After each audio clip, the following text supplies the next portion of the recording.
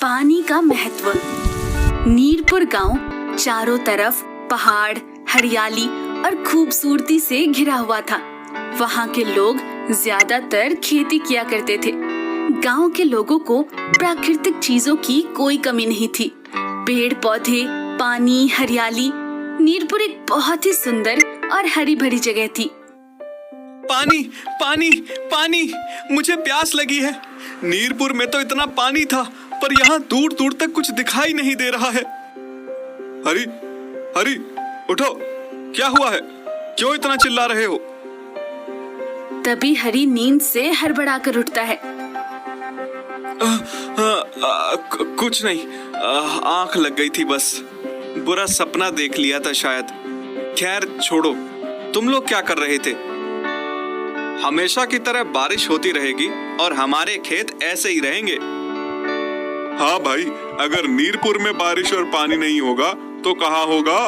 साक्षात देवताओं का वास है हमारे गांव में। कभी किसी चीज की कमी नहीं होती। गांव के कुछ और लोग चौबारे के पास अपने खेतों और फसलों की बातें कर रहे थे। तभी वहाँ पर गांव के एक बड़े बुजुर्ग बाबा किरोड़ी मल आ जाते हैं। तुम्हें पता भी है, आने वाले समय में पानी सबसे बड़ा संकट बनेगा। हो सकता है कि तीसरा विश्व युद्ध भी पानी की वजह से ही होगा।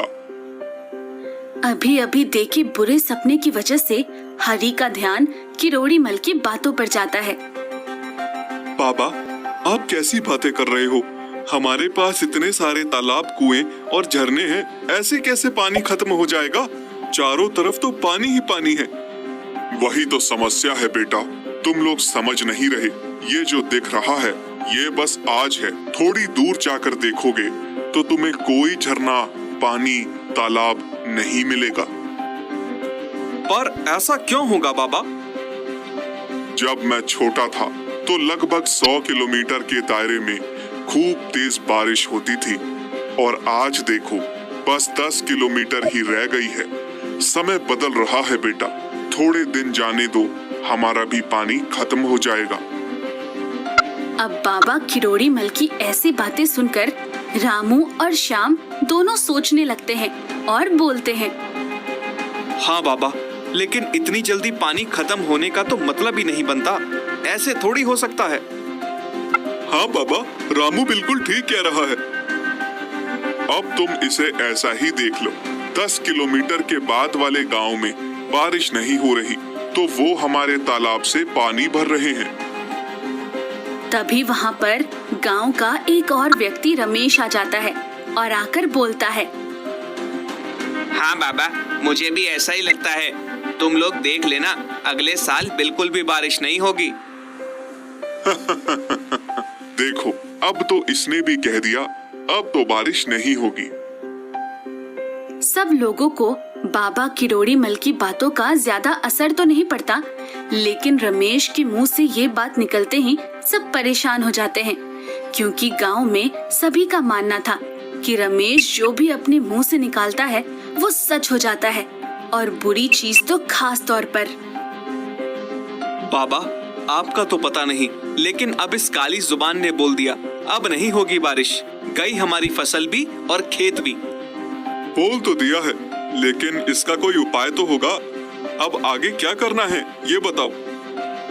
इस बात के बाद सभी गांव के व्यक्ति बहुत परेशान हो जाते हैं और जवाब के लिए बड़ों की तरफ देखने लगते हैं। देखो, इसका एक उपाय है मेरे पास। अभी अगले साल को आने में 2 महीने बाकी है। सब मिलकर एक काम करते हैं, जितना हो सकता है बारिश का पानी इकट्ठा कर लेते हैं। अगले साल सिंचाई और व्यापार के काम आएगा। हाँ बाबा, अब तो लगता है कि यही करना पड़ेगा, लेकिन ये सब होगा कैसे? एक आदमी चिंता भरी आवाज में बोलता है। हाँ, लेकिन पानी को भला कोई कैसे इकट्ठा कर सकता है? हो सकता है, और हमें पानी को इकट्ठा करने के लिए गांव में और भी तालाब बनाने होंगे। अब सारे लोग बाबा किरोड़ी मल के कहे मुताबिक काम में लग जाते हैं। सभी लोग मिलकर गांव में खुदाई कर और कई सारे तालाब बना देते हैं। सारा काम होने के बाद गांव के लोग फिर से इकट्ठा होते हैं। हमने तालाब तो बना ही दिया है, काश अब अगले साल पानी की परेशानी ना हो। हाँ, तुम सही कह रहे हो। तालाब में इकट्ठा होने वाले पानी से मदद तो मिलेगी, लेकिन इतना करना अभी भी काफी नहीं है। हमें हमारे गांव के आसपास जितने भी 4-5 पहाड़ हैं, उन पे पेड़ लगाने होंगे। लेकिन बाबा, पेड़ क्यों? देखो, हमने पानी इकट्ठा करने का तरीका तो ढूंढ लिया, लेकिन एक साल में उतनी ही बारिश होती है कि साल की भरपाई हो जाए। अगर हम ज्यादा से ज्यादा पेड़ लगाएंगे तो इस इलाके में और भी बारिश होगी, जिसमें ज्यादा पानी इकट्ठा होगा। सही है, तो हम एक काम करते हैं, हम 2 महीनों में पहाड़ों को पेड़ों से भर देते हैं। अब बाबा के कहे अनुसार गांव के सभी लोग पेड़ लगाना शुरू कर देते हैं। देखते ही देखते चारों ओर पहाड़ियां पेड़ों से भर जाती हैं और हरी भरी हो जाती हैं। साथ ही साथ सभी लोग गड्ढे खोद देते हैं जिनमें पानी भर जाए, और उनके साथ साथ रास्ता बना देते हैं ताकि बारिश का पानी इधर उधर जाने के बजाय गड्ढे के जरिए जमीन में वापस चला जाए। मुझे लगता है कि अब हम सबने सारा काम पक्का कर दिया। इस साल की बारिश के इकट्ठा हुए पानी से हमारा काम चल जाना चाहिए। हाँ, बाबा के कहे अनुसार पेड़ों की वजह से बारिश अच्छी हुई है इस बार, और हमारी बनाई हुई सारी नहर और गड्ढे भी भर चुके हैं। अगले साल की सिंचाई में भी कोई परेशानी नहीं आएगी। बाबा, आपने बिल्कुल सही उपाय बताया था पानी को इकट्ठा करने का। अगर बारिश ना भी हुई तो भी गुजर चल जाएगा। अब बारिश का मौसम आता है और खूब जोरदार बारिश होने लगती है। सब लोग तो कुछ और ही अंदाजा लगाकर बैठे थे। अब बारिश देखकर गांव के सभी लोग एक जगह इकट्ठा हो जाते हैं। पर रमेश ने तो बोला था कि इस बार बारिश नहीं होगी। ये तो पिछले बार से भी तेज बारिश है। इसका मतलब इन्होंने मिलकर हमसे झूठ बोला। हाँ, और हमने जो बेवजह इतनी सारी मेहनत की, उसका क्या? ये सभी लोग आपस में बातें कर ही रहे होते हैं कि तभी ये लोग देखते हैं कि बहुत सारे लोग भीड़ में इकट्ठा होकर उनकी तरफ चले आ रहे हैं। ये इतने सारे लोग एकदम से यहाँ क्यों आ रहे हैं? तभी गांव के लोग देखते हैं कि वो सभी अपने हाथों में फल और मिठाई लिए हुए हैं और उन सभी के चेहरे पर मुस्कान थी। तभी उनमें से एक व्यक्ति आगे आकर बोलता है, हम लोग पास के गांव सीमापुर से आए हैं। मैं वहां का सरपंच हूं। हम लोग आपका बहुत धन्यवाद करना चाहते हैं, खास तौर पर सरपंच जी, बाबा करोड़ीमल और रमेश का। आप लोगों की वजह से ही ये सब हो पाया है। ना जाने कितने सालों बाद हमने बारिश देखी है। इंद्रदेव तो मानो हमसे रूठ ही गए थे। फिर वो सभी लोग एक एक करके बड़े लोगों के पैर छूने लगते हैं और उनकी आंखों में आंसू थे। अरे आप लोग ये क्या कर रहे हैं? कम से कम पैर तो ना छूइए। ये तो बहुत छोटी सी चीज है बाबा। जो आपने हमारे लिए किया है उसका एहसान तो हम कभी नहीं भूलेंगे। तभी बाबा किरोड़ीमल आगे आकर बोलते हैं, ये कोई एहसान वगैरह नहीं था। दरअसल हमें पता था हमारे यहाँ इस साल हर बार की तरह बारिश होगी।